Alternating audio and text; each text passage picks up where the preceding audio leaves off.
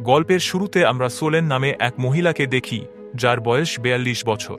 সে দেখতে খুব সুন্দর আর একটা আর্ট গ্যালারি চালায়। সোলেন অনেক শিক্ষিত, বুদ্ধিমতী আর পুরোপুরি স্বনির্ভর, কিন্তু তার জীবনে একটা ফাঁকা জায়গা রয়ে গেছে। ৫ বছর আগে তার ডিভোর্স হয়ে গিয়েছিল। এখন সে তার মেয়ের সঙ্গে লস অ্যাঞ্জেলেসে থাকে। সোলেন তার মেয়েকে খুব ভালোবাসে আর ওর যত্ন নেয় মন দিয়ে। সোলেনের প্রাক্তন স্বামী এখনও মাঝে মাঝে তার মেয়ের সঙ্গে দেখা করতে আসে। সোলেনের মেয়ে একটা ব্রিটিশ বয় ব্যান্ডের বিশাল ফ্যান, তাই তার বাবা তাকে আর তার বন্ধুবান্ধবদের কোচেল্লা মিউজিক ফেস্টিভ্যালে নিয়ে যাওয়ার প্ল্যান করে, যেখানে ওই ব্যান্ড পারফর্ম করতে চলেছে। আর সোলেন তখন একা এক ক্যাম্পিং ট্রিপে যাবার প্ল্যান করে। সোলেন তার মেয়ে আর মেয়ের বন্ধুদের গাড়িতে তুলে প্রাক্তন স্বামীর বাড়িতে ছাড়তে যায়। সেখানে তার প্রাক্তন স্বামী তাকে নিজের নতুন বউয়ের সঙ্গে পরিচয় করানোর জন্য আর খাওয়ার জন্য ঘরের ভিতর ডাকতে থাকে, যেন তাকে নিজের নতুন জীবনটা দেখিয়ে একটু জ্বলে উঠতে বাধ্য করে। কিন্তু সোলেন ঘরে ঢুকতে অস্বীকার করে। তারপর সে বাচ্চাদের নামিয়ে দিয়ে নিজের বাড়িতে ফিরে আসে। আয়নার সামনে দাঁড়িয়ে সে নিজের সঙ্গে কথা বলতে বলতে বলে কিভাবে তার প্রাক্তন স্বামী তার জীবনটা নষ্ট করে দিয়েছে। আসলে সোলেনের স্বামী তাকে ধোঁকা দিয়েছিল, সেই কারণেই তাদের ডিভোর্স হয়। কিছুক্ষণ পর সোলেনের প্রাক্তন স্বামী তার বাড়িতে আসে আর জানায় যে তাকে খুব দরকারি কাজে বাইরে যেতে হবে। তাই সে সোলেনকে অনুরোধ করে যেন সে বাচ্চাদের কোচেল্লা নিয়ে যায়। সোলেন এটা করতে চাইছিল না, কিন্তু না করে উপায় ছিল না, তাই সে রাজি হয়ে যায়। সোলেন প্রস্তুত হয়ে মেয়েকে আর তার বন্ধুদের কোচেল্লা মিউজিক ফেস্টিভ্যালে নিয়ে যায়। তার প্রাক্তন স্বামী ওদের জন্য ভিআইপি পাসের ব্যবস্থা করেছিল, যাতে ওরা ভালো করে ফেস্টিভ্যাল উপভোগ করতে পারে। সোলেনের মেয়ে আর ওর বন্ধুরা এখানে ওখানে ঘুরে বেড়াতে চলে যায়, আর সোলেন ভিআইপি এরিয়ার পাশে বসে একটু আরাম করতে থাকে। কিন্তু হঠাৎ তার টয়লেটে যাওয়ার দরকার হয়, তাই সে বাইরে বেরিয়ে বাথরুম খুঁজতে খুঁজতে ভুল করে এক ভ্যানিটি ভ্যানে ঢুকে পড়ে। সোলেন যখন বাথরুমের দরজায় নক করে, তখন ভিতর থেকে একটা ছেলে বেরিয়ে আসে, যার নাম হায়েস। সোলেন তখন বাথরুম ব্যবহার করার জন্য ভিতরে যায়, আর হায়েস একটু কনফিউজ হয়ে যায়।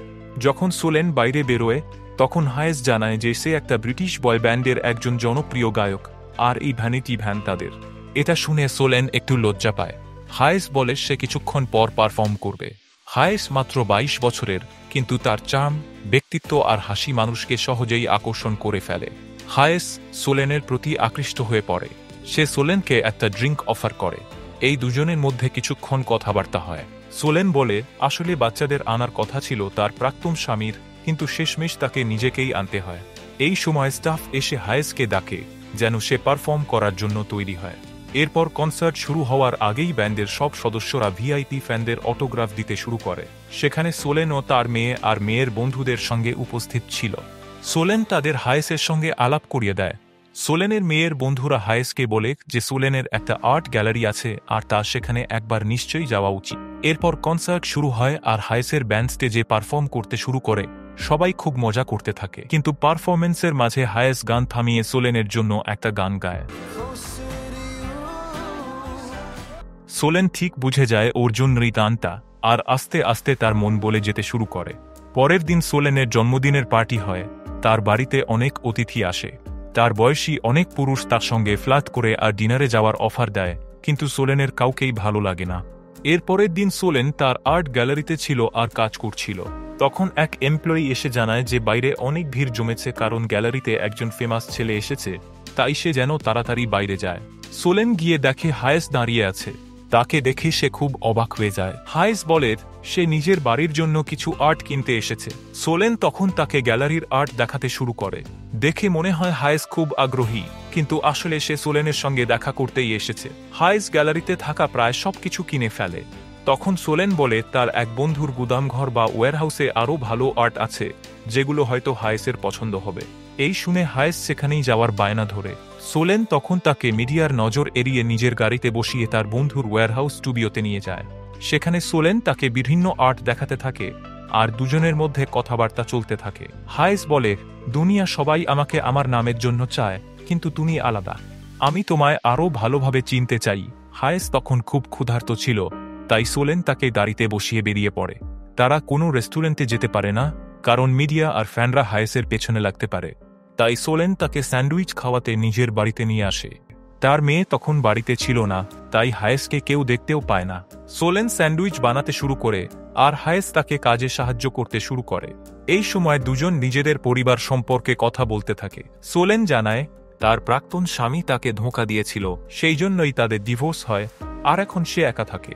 তার জীবন মানেই এখন শুধু তার মেয়ে, তাই সে সহজে কাউকে বিশ্বাস করতে পারে না।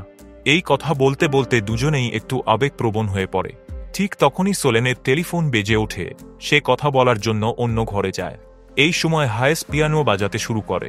সোলেন ফিরে এসে বলে, তুমি দারুণ পিয়ানো বাজাও। সে হায়েসকে ভালোবাসার দৃষ্টিতে দেখতে শুরু করে, কারণ এখন সেও তার প্রতি আকৃষ্ট হয়ে পড়েছে। হায়েস তার কাছে এসে দুজন একে অপরকে কিস করতে শুরু করে, কিন্তু হঠাৎ সোলেন থেমে যায় আর বলে, এটা ঠিক নয়, আমি তোমার থেকে অনেক বড়, এটা ঠিক হচ্ছে না। কিন্তু হায়েসের জন্য বয়স তো শুধু একটা সংখ্যা। সে বোঝায় সে তার জন্য কতটা গুরুত্বপূর্ণ। তার বুদ্ধি, সরলতা আর তার রিয়েল হওয়াটা হায়েসের খুব পছন্দ। তবু সোলেন তার কথা শোনে না আর তাকে সেখান থেকে চলে যেতে বলে। হায়েস চলে যাওয়ার সময় ইচ্ছে করে নিজের ঘড়িটা টেবিলের ওপর ফেলে রেখে যায়, যাতে পরে সেটার অজুহাতে সে আবার আসতে পারে। তারপর হায়েস চলে যায়, আর ঠিক তখনই সোলেনের মেয়ে বাড়ি ফিরে আসে, কিন্তু সোলেন তাকে কিছুই জানায় না। সোলেন টেবিলের ওপর হায়েসের ঘড়িটা দেখতে পায়, যেটা সে নিজের কাছে রেখে দেয়। পরের দিন সে তার মেয়েকে সামার ক্যাম্পে ছেড়ে দিয়ে আসে। সেই রাতেই যখন সে বাড়িতে একা বসে বই পড়ছিল, তখন তার ফোনে হায়েসের একটা মেসেজ আসে। মেসেজে লেখা ছিল, আমি তোমায় খুব মিস করছি। আর সে নিউ ইয়র্কের একটা হোটেলে তাকে দেখা করতে বলে, কারণ ওখানে হায়েস তার ব্যান্ডের সঙ্গে পারফর্ম করতে যাচ্ছে।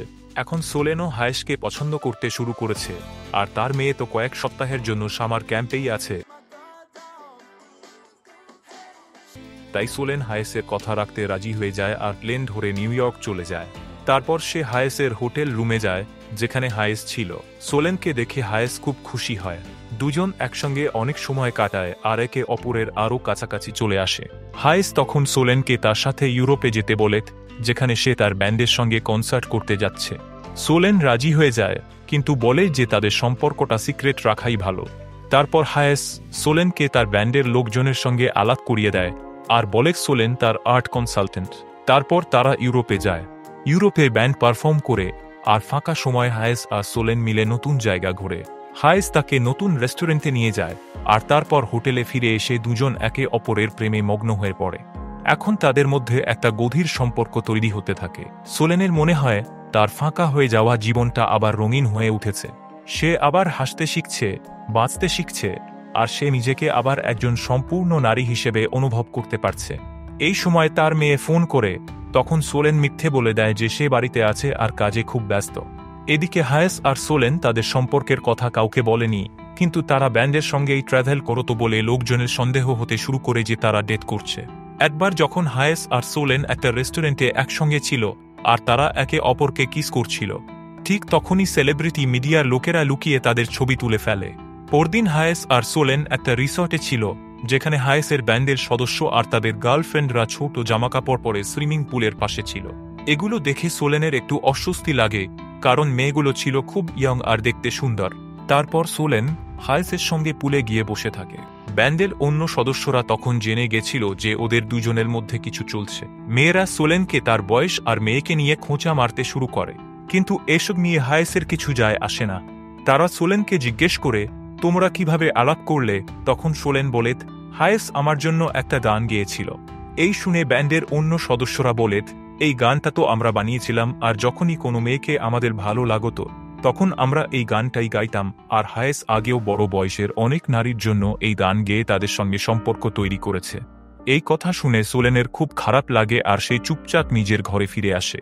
তার পেছন পেছন হায়েস আসে আর দুঃখ প্রকাশ করে, কিন্তু সোলেনের মনে হয় হায়েস হয়তো তাকে শুধু ব্যবহার করছিল আর সে আবারও ঠকেছে। হায়েস তখন সোলেনকে বলে, আমি তোমায় সত্যি খুব ভালোবাসি। এর আগে কোনো মেয়ের সঙ্গে এমনটা কখনো অনুভব করিনি। কিন্তু সোলেন উত্তর দেয়, আমি তোমার থেকে বয়সে অনেক বড়, আমাদের এই সম্পর্কটা চলবে না। সে হায়েসের কথা না শুনেই তার ঘড়িটা ফিরিয়ে দেয় আর ফ্লাইট ধরে আবার লস অ্যাঞ্জেলেস ফিরে যায়। বাড়ি ফিরে সোলেন দেখে হায়েস তাকে সেই পেইন্টিংটা গিফট করেছে, যেটা সে তার বন্ধুর ওয়্যারহাউসে দেখিয়ে বলেছিল, এই পেইন্টিংটা আমার খুব পছন্দ। এটা দেখে সোলেন একটু খুশি হয়, কিন্তু হায়েসের সঙ্গে সম্পর্ক ভেঙে সে ভেতরে ভেতরে খুব কষ্টে থাকে। পরের দিন সোলেনের প্রাক্তন স্বামী আর তার বউ তার কাছে আসে। তার এক্স হাজব্যান্ড বলে, আমি শুনেছি তুমি হায়েসকে ডেট করছো, কারণ আমার এক বন্ধু তোমায় তার সঙ্গে দেখেছে। এর উত্তরে সোলেন বলে, সে শুধু আমার কাছ থেকে আর্ট কিনতে চেয়েছিল। এই শুনে তার এক্স হাজব্যান্ড চুপচাপ চলে যায়। তখন তার বউ সোলেনকে বলে, আমি তাকে ডিভোর্স দিতে চলেছি, কারণ আমাদের সম্পর্ক আর ঠিকঠাক চলছে না। তবে এই কথাটা আমি ওকে এখনো বলিনি। সোলেন এই কথা শুনে একটু দুঃখ পায় না। এর পরের দিন সোলেনের কাছে হায়েসের একটা মেসেজ আসে। সে লেখে, সোশ্যাল মিডিয়া থেকে দূরে থাকাই ভালো।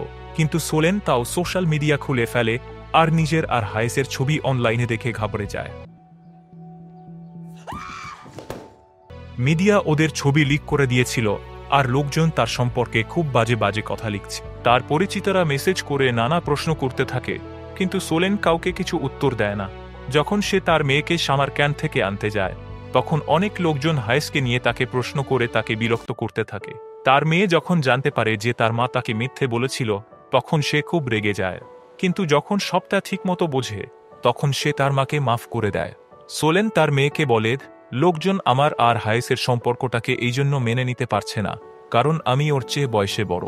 যদি আমি তার থেকে বড় না হতাম, তাহলে হয়তো কাউকে কিছু বলার থাকতো না। তার মেয়ে তাকে পুরোপুরি সাপোর্ট করে আর বলে, মা, তুমি হায়েসের সঙ্গে দেখা করো, নিজের মনের কথা শোনো। এরপর সোলেন কারো কথা না শুনে সোজা হায়েসের কাছে যায়, যে তখন একটা রেকর্ডিং স্টুডিওতে গান রেকর্ড করছিল। সোলেনকে হায়েসকে দেখে খুব খুশি হয়। তারা একে অপরকে ক্ষমা করে আর আবার তাদের সম্পর্কটা নতুন করে শুরু করে। তারপর দুজনে নিজেদের সোশ্যাল মিডিয়া অ্যাকাউন্ট ডিলিট করে দেয় আর একসঙ্গে ঘোরাঘুরি করতে থাকে। হায়েস এখন সোলেনের বাড়িতেই থাকতে শুরু করে, তবে সোশ্যাল মিডিয়ায় এখনও লোকজন তাদের ট্রোল করে চলেছে। এমনকি সোলেনের মেয়েকেও অনেক বাজে কথা শুনতে হচ্ছে। তাদের বাড়ির বাইরে দিনরাত মিডিয়া ভিড় করে থাকে। একদিন সোলেনের এক্স হাজব্যান্ড তার বাড়িতে এসে বলে, হায়েসের সঙ্গে তোমার সম্পর্কের জন্য আমাদের মেয়েকেও অনেক কিছু সহ্য করতে হচ্ছে। ও এই জটিলতায় জড়িয়ে গেছে। সোলেনের মেয়ে নিজের মায়ের জন্য খুশি হলেও স্কুলে তাকে অনেক কথা শুনতে হয় আর তার উপহাস করা হয়। এই সব কিছু চাপেই এবার সোলেন একেবারে ক্লান্ত হয়ে পড়ে আর মানসিকভাবে খুব ভেঙে যায়। সোলানের এক্স হাজব্যান্ড তখন তাদের মেয়েকে বাড়ি থেকে নিয়ে যায় আর পাপারাজ্জিদের চোখ এড়িয়ে তাকে স্কুলে পৌঁছে দেয়। ওদিকে হায়েস কিছু কাজের জন্য নিউ ইয়র্ক চলে যায়। যখন সোলেন স্কুল থেকে তার মেয়েকে নিতে যায়, তখন দেখে সে খুব মন খারাপ করে আছে। তার মেয়ে বলে, তোমার আর হায়েসের সম্পর্কের জন্য আমাকে অনেক কিছু শুনতে হচ্ছে। এটা শুনে সোলেনের মনটা একদম ভেঙে যায়। এই সময় সোলেন জানতে পারে তার এক্স হাজব্যান্ডকে তার বউ ডিভোর্স দিয়ে দিয়েছে। তখন সোলেন তার মেয়েকে তার বাবার কাছে রেখে নিজে বাড়ি ফিরে আসে। বাড়ি ফিরে সোশ্যাল মিডিয়া খুলে দেখে লোকেরা শুধু ওকে নয়, তার মেয়েকেও সবাই ট্রোল করছে। তখন সোলেন একটা কঠিন সিদ্ধান্ত নেয়, তাকে হায়েস আর তার মেয়ের মধ্যে একজনকে বেছে নিতে হবে। হায়েস যখন নিউ ইয়র্ক থেকে ফিরে আসে, তখন সোলেন ওকে বলে, আমি আর এই সম্পর্কটা এভাবে চালিয়ে যেতে পারবো না। এটা শুনে হায়েস খুব কষ্ট পায় আর বলে, তুমি সেই মানুষ যাকে আমি সবসময় খুঁজে এসেছি, তোমাকে ছাড়া আমার জীবন অসম্পূর্ণ। সোলেন বলে, আমি তোমাকে ভালোবাসি হায়েস, কিন্তু আমি আমার মেয়েকে কষ্ট দিয়ে আর এগোতে পারবো না। এই বলে সে চলে যায়। কিছুক্ষণ পরে হায়েস সোলেনের বাড়িতে আসে আর বলে, 5 বছর পর যখন তোমার মেয়ে বড় হয়ে কলেজ শেষ করবে, তখন কি আমরা আবার আমাদের সম্পর্ককে একটা সুযোগ দিতে পারি? ওদের পক্ষে একে অপরের থেকে আলাদা হওয়া খুব কষ্টকর ছিল, কিন্তু জরুরি ছিল। হায়েস নিজের ঘড়িটা টেবিলে রেখে চুপচাপ চলে যায়। এরপর সোলেন আবার তার আগের জীবনে ফিরে যায়, কিন্তু তার মনেও একটা ফাঁকা জায়গা রয়ে যায়। ওদিকে হায়েসও নিজের মতো করে সামনে এগিয়ে যাওয়ার চেষ্টা করে। এইভাবেই 5 বছর কেটে যায়। সোলেনের মেয়ে এখন কলেজ শেষ করে একটা ভালো চাকরিতে ঢুকে গেছে। একদিন হায়েস হঠাৎ সোলেনের সঙ্গে দেখা করতে তার আর্ট গ্যালারিতে আসে। এখন সে আগের থেকে একটু পরিপক্ক দেখায়, মুখে দাড়ি হয়েছে, আর সেই পুরনো ফ্যান্ডেল উন্মাদনা আর নেই। তবু হায়েসের চোখে আজও সেই একই ভালোবাসা, সেই অসমাপ্ত প্রেম। দুজন একে অপরের দিকে তাকায়, আর সেই চোখে আবার ফিরে আসে সেই পুরনো ঝিলি। একটা ধীর, গভীর আর সত্যিকারের ভালোবাসার চুম্বনে তারা তাদের অসম্পূর্ণ প্রেমকে পূর্ণতা দেয়। আর এখানেই শেষ হয় এই সুন্দর গল্পটা। বন্ধুরা, যদি আপনাদের এরকম একটা সুযোগ আসে, আপনারা কি কোনো সেলিব্রিটির সঙ্গে সম্পর্কে যেতে চাইবেন? সম্পর্কে আসলে কেন আসবেন আর না আসলেও বা কেন আসবেন না? কমেন্ট করে জানাতে ভুলবেন না। ভিডিওটা শেষ পর্যন্ত দেখার জন্য ধন্যবাদ। ভালো লেগে থাকলে লাইক, শেয়ার আর চ্যানেল সাবস্ক্রাইব করে বেল আইকন প্রেস করে দিন যেন পরের ভিডিও মিস না হয়। ততদিন পর্যন্ত বাই বাই।